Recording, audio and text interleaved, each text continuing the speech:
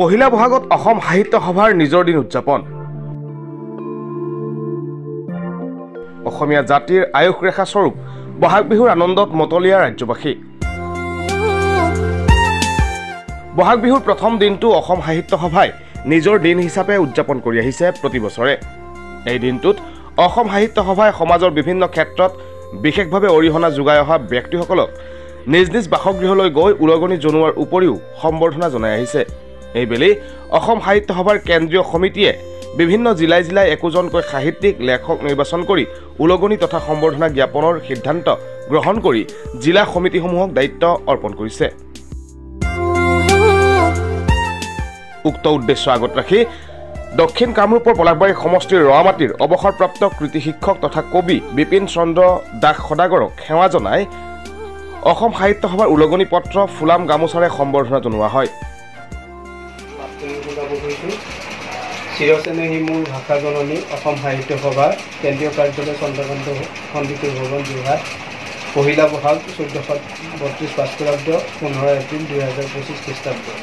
উলগনি পত্ৰ অসম সাহিত্য সভাৰ একান্ত অনুৰক্ত শ্ৰীযুত বিপিন চন্দ্ৰ দাস সদাগৰ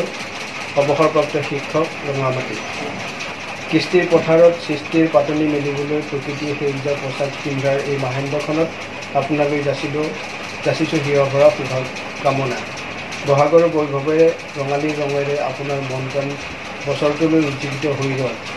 অসম সাহিত্য সভাৰ নিজৰ দিন উপলক্ষে ৰঙালী বিহুৰ ওলগ জনাই আপোনাৰ সুস্বাস্থ্য কামনা কৰিলোঁ আপুনি সানন্দে এশটা শৰৎকাল অতিবাহিত কৰক তাৰে কামনাৰে দেৱজিৎ বৰা প্ৰধান সম্পাদক অসম সাহিত্য সভা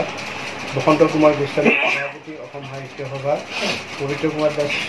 পঢ়ালী প্ৰগতি সাহিত্য সভা সাধাৰণ সম্পাদক এই পত্ৰখন মই আমাৰ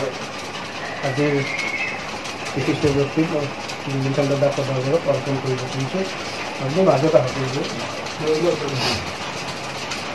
তেখেতৰ আমিয়ে হেৰি কৰিলোঁ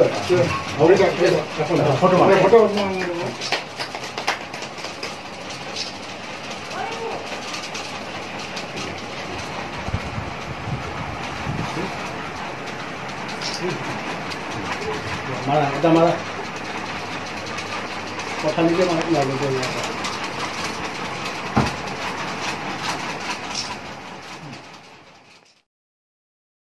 news desk report Assam news 365